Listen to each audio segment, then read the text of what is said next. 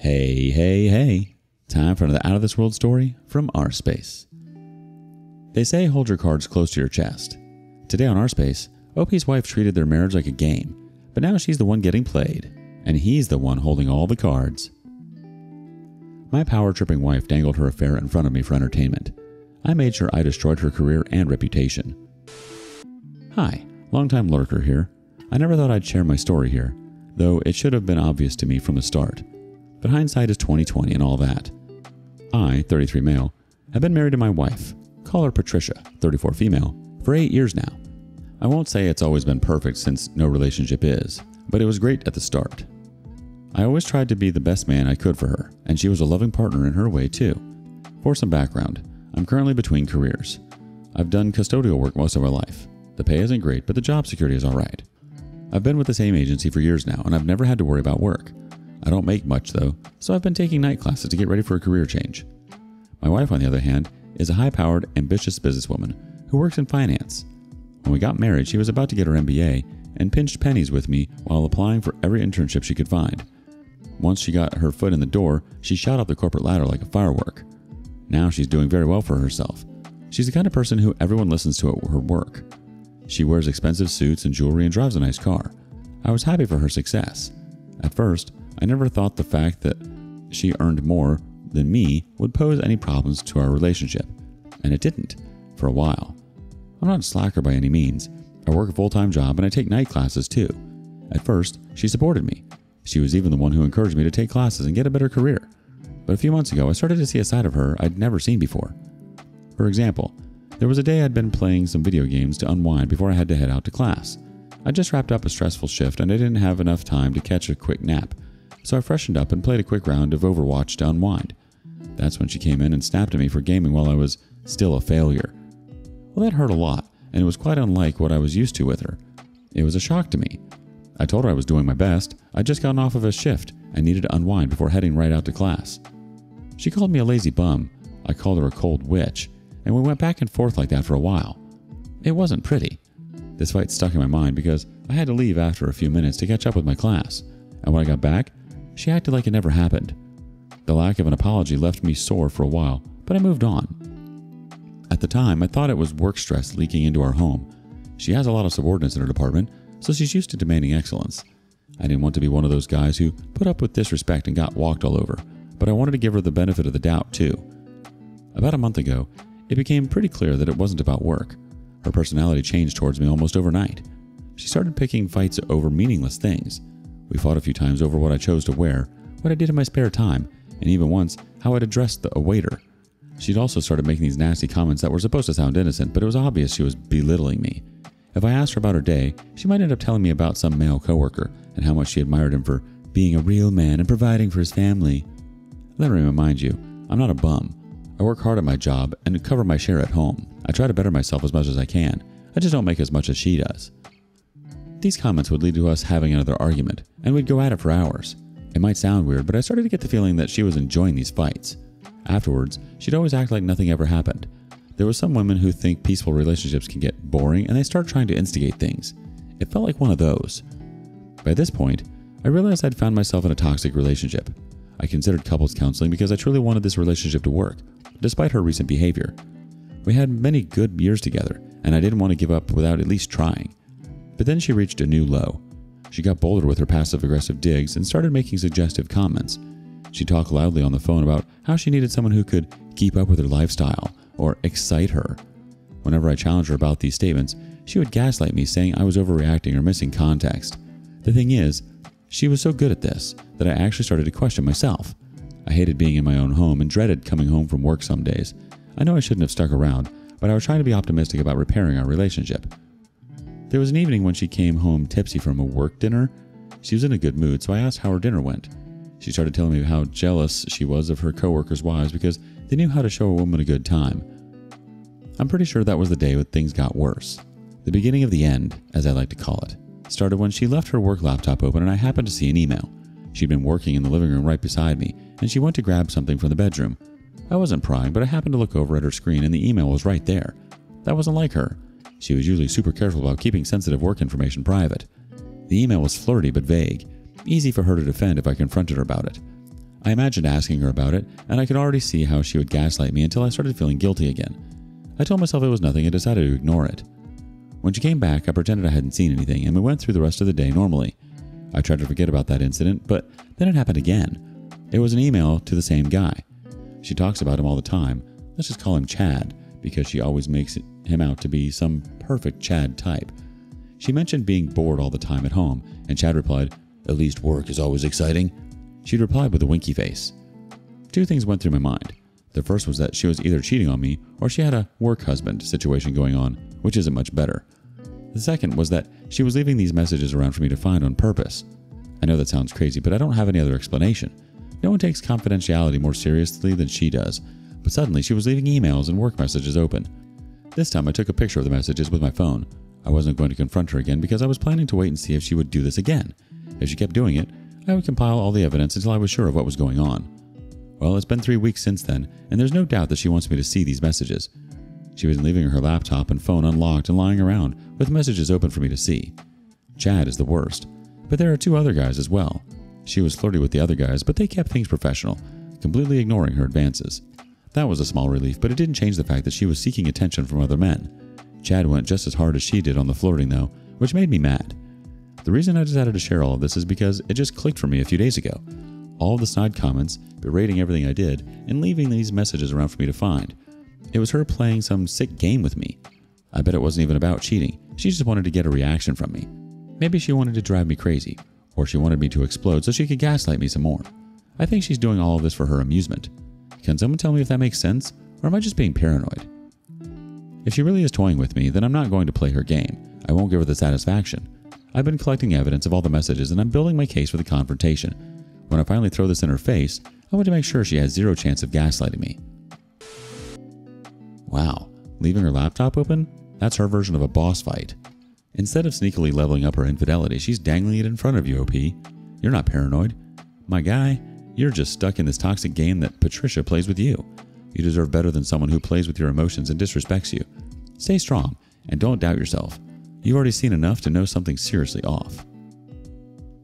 Update 1. Well, somehow things got worse between the original post and now. The original messages didn't stop. Instead, they got more blatant. If I was studying, she'd come over to talk to me for a bit, then drop her phone on my desk. If I was gaming, she'd sit with me on the couch and leave her phone on the coffee table. She'd always have this infuriating smirk on her face while she was leaving, like we were both in on what she was doing. It's like since I couldn't be the rich husband she wanted, she was going to turn me into some kind of plaything. Whenever she wasn't around, I'd use the opportunity to go through her phone and collect whatever evidence I could. I know I said I wouldn't confront her until I had all the evidence I needed, but I broke down one day. The stress and anxiety of living through this situation was ruining me. I couldn't sleep, and I had trouble focusing on my classes. I dreaded coming home from work, and then one day I saw a message from Chad that said, "Last night was amazing. Miss you." The night before, she had come home late, saying she was needed after work. I tried to stay calm after collecting the evidence, but I lost my temper. I just wasn't in a good headspace to control my anger anymore. I burst into the living room with her phone and screamed at her. I asked if she'd slept with Chad, and she just laughed at me. "And what if I did?" Then she asked me if I'd even had the balls to leave her. She said I couldn't do anything about it because I needed her. Any hope I'd had of repairing our relationship was gone. She saw me more as some pathetic worm who couldn't fight back against her. True, I'd been taking it on the chin for the past few weeks, but that was because I was gathering evidence. I wasn't rolling over for her. I didn't reply for a while. I just stood there, slack-jawed, and she continued. She said I was lucky to marry up, that I was a failure who needed to support me while I was playing my games and taking my little classes. I still couldn't find the words to say. I mean, what do you say to that? As usual, I knew what she said was untrue. I didn't rely on her. We both contributed to the household. But what she said still cut me deep. You can't imagine what it feels like to hear those words come from someone you thought loved you. I came up from a poor upbringing, and while I wasn't fortunate enough to bag an MBA from a fancy school, I was doing my best with what I had. I had even stopped talking to her about my classes because she always found some way to dampen my excitement. I felt so alone in that moment. She just kept going. She said I was boring and weak, and that the most fun she'd had recently was watching me squirm while she rubbed her affair. Yes, she said that word herself, in my face. Yes, she was banging Chad from work, and he made her feel more alive than I ever had. Great. There's something freeing about finally knowing where you stand with someone. When I thought she loved me, her actions made me feel terrible. But now that I knew she hadn't loved me in a long while, her words were losing their edge. I realized I didn't care what she thought of me. I didn't care how she felt. In fact, I wanted her to suffer for the way she treated me. I told her to shut up, and she did. She had this aggravating smirk on her face, though. Then I told her I wasn't going to play her games. I let her know that I hadn't said anything because I was recording every message she showed me. I was digging into her messages and collecting videos and photos she'd shared and the dates and times of the comments she'd made. I told her that I was going to divorce her and ruin her. I think that surprised her because first she had pushed out a forced laugh, and then after a bit, she just stared at me and said, "Wait, you can't leave me." I turned around and went upstairs to pack my stuff. I wanted to show her I was serious, that I wasn't the codependent loser she was making me out to be. She followed me around while I packed up my essentials. She didn't shut up the whole time. She alternated between throwing insults and telling me all the reasons I couldn't leave her, but she didn't apologize once. I didn't get the sense of an ounce of guilt from her, and that strengthened my resolve. If I couldn't feel guilt, I'd make her feel regret. When I turned to leave, she planted herself in the doorway and refused to move, saying that I wasn't going to humiliate her by walking out on our marriage. I just edged past her and didn't respond. I was done with words. As soon as I left, I drove to a friend's place to stay the night. I'm there now, plotting my next move. I know I'm going through with the divorce, but I want to make her pay. How can I get back at this woman who destroyed my confidence in my life? My mental health has been impacted way more than I should have let it be, so I have to make sure I make it hurt her. It's clear she went out of her way to chip away at your self-worth, and the fact that she's been reveling in your pain says a lot more about her character than yours. The ultimate revenge is building a life without her in it, showing her that she didn't break you, that you're stronger and better off without her. That said, there are still practical things you can do to protect yourself and ensure she doesn't get the upper hand. You've been smart about gathering evidence, and now it's time to put that to use. Lawyer up, OP. Don't play her games any longer. Update 2. The past few months have been hell for me, but it's a different kind of hell from before, and in the end I came out happier than I could have imagined. As promised, my wife was served divorce papers. She called me later saying she refused to sign them because she knew I was just lashing out. She said she'd give me some time to cool down and think about it. I just told her not to hold her breath. After a few days, she called again and said we should talk about it. I reminded her that we talked already, and there was nothing more to say. Then she said I had proved my point and that I should come home. I didn't respond to her attempts to manipulate me. I knew she was embarrassed to have me walk out on her. She didn't feel any remorse at all. All the time she called me and tried to convince me to come home, she hadn't apologized once.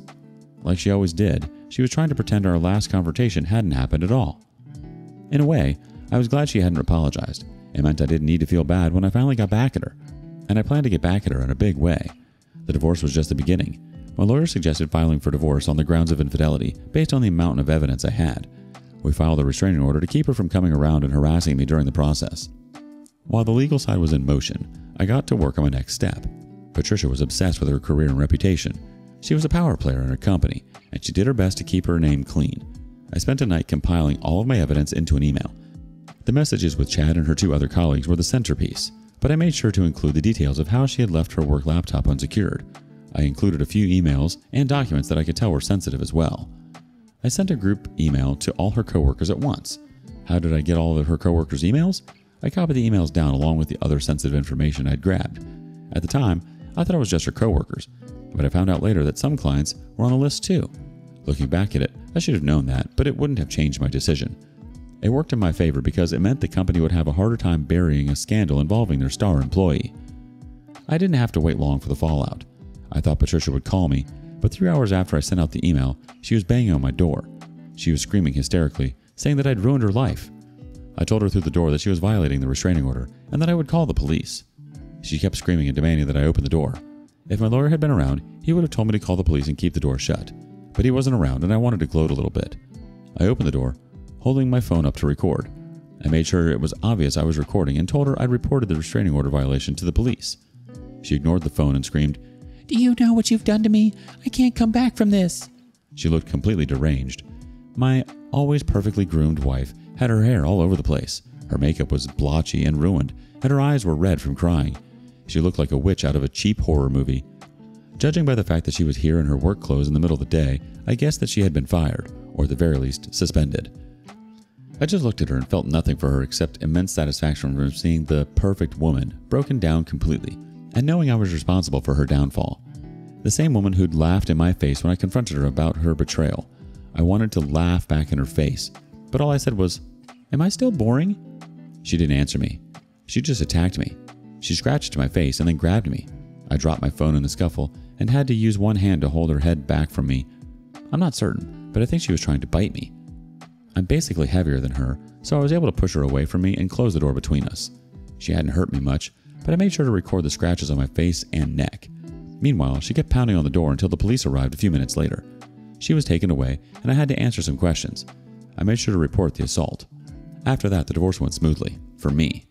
She had the money to hire a great lawyer, but she was a disaster of a client. There was history of infidelity, a violated restraining order, and evidence of verbal and physical assault that supported my prior claims of psychological torment. She never stood a chance. She tried to get alimony from me, but my lawyer fought that down brilliantly. He pointed out that she had a higher income than me, but was still trying to get money from a man that she had psychologically abused for months. I didn't end up paying her a penny. After the divorce was finalized, I felt free. For the first time in months, I was free from her criticism, from her mind games, and from the toxic energy that had started destroying my well-being. Of course, there's a lot of pain to work through, and I'm still going to therapy to help put my sense of self-worth back together. The effects of living with someone like that don't go away overnight. Patricia, on the other hand, ruined her entire career. I found out that she'd been removed from her company for being reckless with confidential information and for having multiple inappropriate relationships at work. I heard from a mutual friend that she was trying to start over in another city, but her reputation had followed her. Employers are great at digging into a candidate's history these days, and she had an arrest record now. She'd applied for several junior-level positions, but with essentially no luck anywhere. As for me, I've completed my night classes and I'm already working on changing careers. I haven't gotten a new job yet, but I've done a few interviews. The interviewers were pretty impressed with me, and I realized just how much I'd let Patricia's opinion skew my perception of myself. Living my life outside of her shadow has shown me just how much potential I really have, and how hard I've been working to achieve it. Your mental health is very important, men. That's all I can say. Don't give any women the power to jeopardize that. I had to learn the hard way. Patricia clearly underestimated you, OP. You didn't just get justice. You took back your dignity. Bravo. Keep pushing forward and good luck with the new career path. It sounds like things are finally looking up for you, and you deserve every bit of that success. What would you do? How would you get revenge? Let us know in the comments below. And thank you for joining us today on rSpace. Be sure to like and subscribe and hit that notification bell so you don't miss out on our next video. See you soon.